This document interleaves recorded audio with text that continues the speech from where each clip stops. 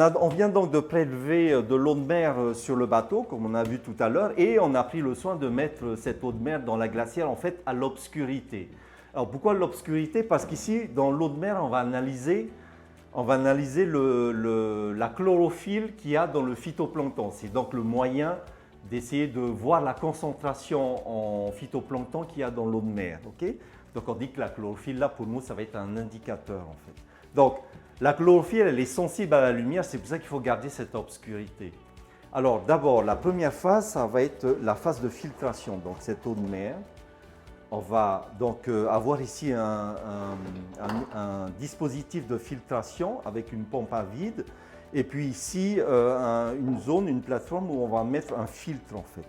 Alors là, c'est un peu l'équivalent des filtres à café, sauf que ici, le filtre à café, il est très très fin.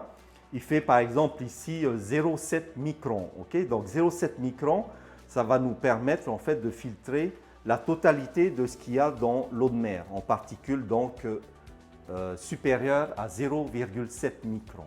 Okay? Alors, ce sont des filtres en fait qui sont faits non pas de papier comme de cellulose comme le filtre à café, mais de fibres de verre en fait. Donc ça permet d'avoir des choses un peu plus résistantes. Donc voilà, je pose le filtre sur le porte-filtre.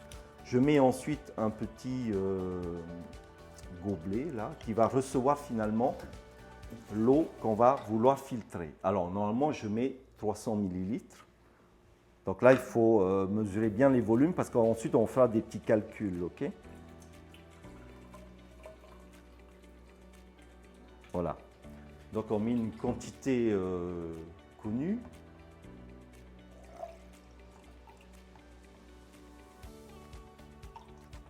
Et on va commencer donc à démarrer la pompe à vide. Alors cette pompe à vide, en fait, elle va aspirer finalement l'eau qui est à l'intérieur et forcer le passage sur le filtre que je vous ai montré tout à l'heure. Donc là, il va falloir attendre un peu. Ok, donc maintenant je vais arrêter la pompe. Et donc toute l'eau qu'on a mis, l'eau de mer, a été filtrée. Et donc je vais voir maintenant le résultat de cette filtration-là.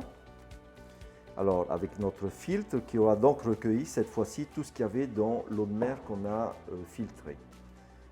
Voilà.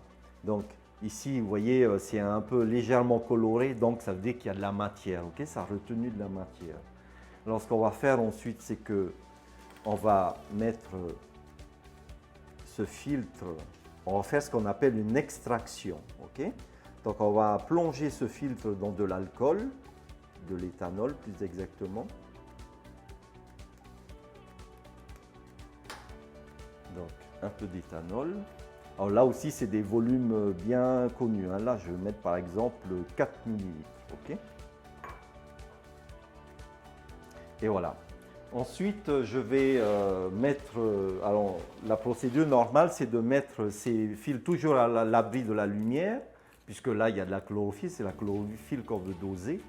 Et donc, mettre à la lumière, ça permet d'éviter la dégradation de la chlorophylle. Alors, et ça, normalement, ça reste une nuit au frigo, en fait, à 4 degrés. Okay? Donc, c'est la phase d'extraction où l'alcool va, en fait, extraire toute la chlorophylle A qu'il y a dans les cellules végétales, les cellules du phytoplancton. Donc, alors, on peut utiliser d'autres solvants, puisque l'alcool, là, c'est le solvant qui est utilisé. On peut utiliser, par exemple, l'acétone. Et là, l'alcool, bon, c'est quelque chose qui est facile à trouver, et donc on utilise. Alors, après cette nuit passée au frigo, donc, on va donc utiliser, cette fois-ci, lire en fait la concentration de chlorophylle qui est passée dans l'alcool en fait. Et ça, on va utiliser un fluorimètre. Donc, alors, voici le fluorimètre. Donc, c'est un appareil qui va mesurer la fluorescence à certaines longueurs d'onde bien précises, la fluorescence de la chlorophylle A. Donc, pour préparer cet instrument, on va donc utiliser un module. Donc, un module qui est spécial, enfin, qui est spécifique à chaque produit analysé. Nous, en l'occurrence, c'est de la chlorophylle A, donc on va utiliser ça, mais ça peut également analyser par exemple de l'ammonium. Okay, donc on changera de module en fonction. Mais là, en l'occurrence, il s'agit de chlorophylle A. Donc on va ensuite... pardon.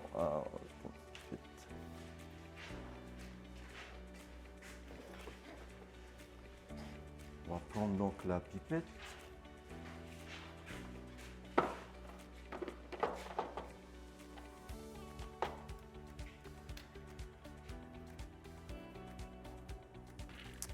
On va d'abord commencer par faire le blanc. Alors le blanc, c'est de l'alcool qu'on va analyser tout seul. C'est le solvant qu'on a utilisé pour extraire la chlorophylle.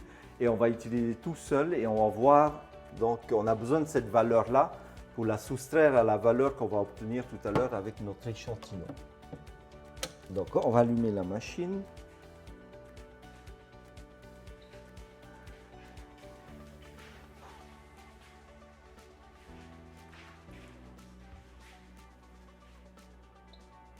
Voilà, et donc on va mettre de l'alcool, tout simplement, de l'alcool seul, quoi, le solvant tout seul. Et c'est ce qui va faire le blanc, ce qu'on appelle le blanc.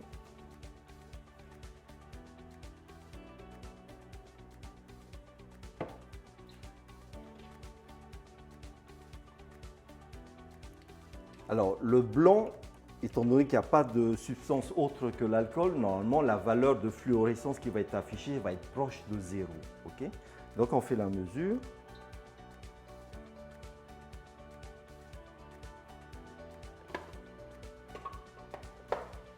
Et donc, effectivement, vous voyez là la valeur affichée de 0,17. Donc, il y a très peu de chlorophylle A, en tout cas de choses fluorescentes, de substances fluorescentes dans cet alcool.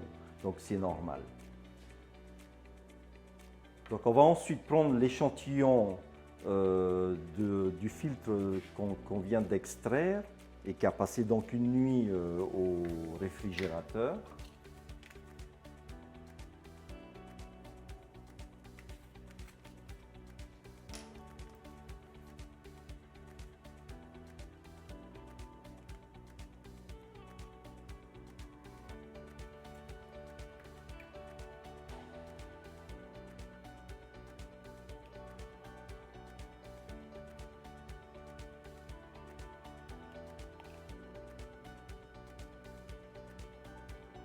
Et cet échantillon, de la même manière, on va donc la passer à la machine pour lire finalement la concentration de chlorophylle A cette fois-ci.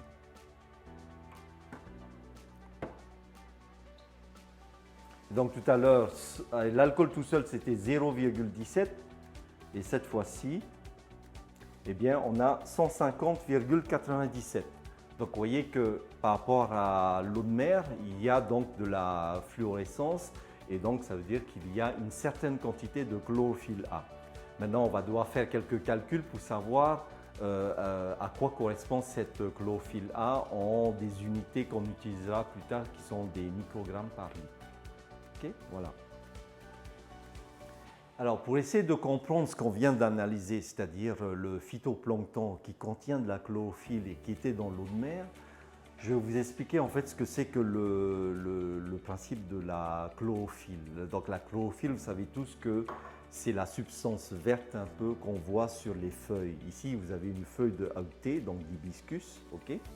Et ce qu'on va faire, c'est qu'on va mesurer la teneur de chlorophylle qu'il y a dans cet hibiscus. Vous voyez, c'est super vert, donc c'est très concentré, quoi. Donc, on fait la même chose que tout à l'heure, c'est-à-dire, on va mettre notre substance qui contient la chlorophylle dans de l'alcool. Ici, par exemple, voilà. Alors, l'alcool, il faut attendre un peu. Bon, là, on va accélérer un peu le processus, mais normalement, au bout de quelques minutes, notre alcool va extraire donc la chlorophylle qu'il y a dans les cellules végétales et l'alcool va se colorer donc en vert, qui est donc la principale caractéristique de la chlorophylle. Alors, on va attendre un tout petit peu. Donc, ensuite, une fois que cette extraction a été faite, donc comme tout à l'heure, le même principe, donc on va analyser la teneur en chlorophylle avec le même appareil, donc qui s'appelle un fluorimètre en fait. Voilà, donc j'en prends un peu.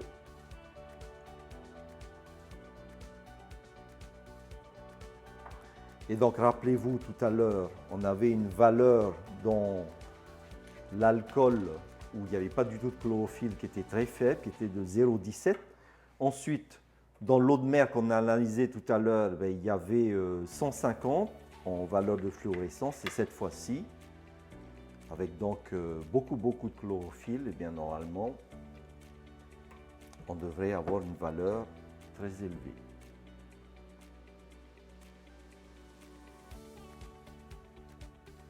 Et effectivement, là, on lit cette fois-ci 17 140. Alors, vous voyez, par rapport à tout à l'heure, ça n'a rien à voir.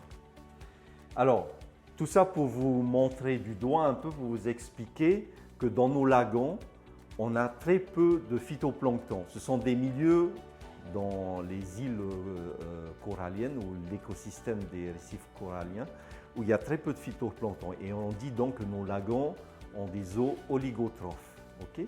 Oligo, ça dit très peu, et trophe, c'est le trophisme, donc la nourriture. Voilà. Donc, effectivement, quand vous allez, par exemple, sur les zones continentales comme en Asie du Sud-Est ou en Europe, vous avez des eaux qui sont très colorées, très jaunes, très vertes, très marron, etc. C'est-à-dire que leur eau de mer est très riche en phytoplancton, en fait, parce qu'il y a beaucoup de nutriments, de sels minéraux. Alors que nous, dans nos îles, on a très peu d'îles hautes. Par exemple, dans les atolls, il n'y a pas du tout d'îles hautes, donc il y a très peu de nutriments. Et donc, nos eaux sont très pauvres en phytoplancton. Mais tous les animaux des récifs coralliens, donc les poissons, les huîtres perlières, les bénitiers, etc., ils vivent pourtant bien, malgré ce très peu de nourriture. Eh bien, ils se sont adaptés à cet environnement. Et donc, ce sont des animaux complètement adaptés à le très peu de nourriture qu'il y a dans nos lagons. Alors finalement, pourquoi est-ce qu'on étudie la chlorophylle et donc le phytoplancton dans les lagons?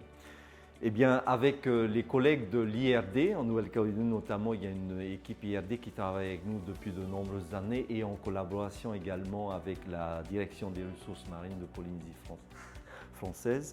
Donc on a développé une thématique pour essayer d'étudier en fait la dispersion des larves d'huîtres perlières, pour essayer de modéliser la dispersion des larves d'huîtres perlières. C'est-à-dire, on va essayer d'aider les perliculteurs à essayer de prédire finalement la trajectoire des larves dans le lagon pour savoir où est-ce qu'on peut collecter le mieux et le plus, quelle période de l'année et à quel endroit de l'atoll. Mais avant de savoir ça et avant de faire tout ça, on a besoin d'étudier chaque composant de cette trajectoire et ainsi que chaque acteur qui va pouvoir donner les larves d'huîtres perlières. Donc, on a besoin de connaître les parents des huîtres perlières, donc ce qu'on appelle les géniteurs.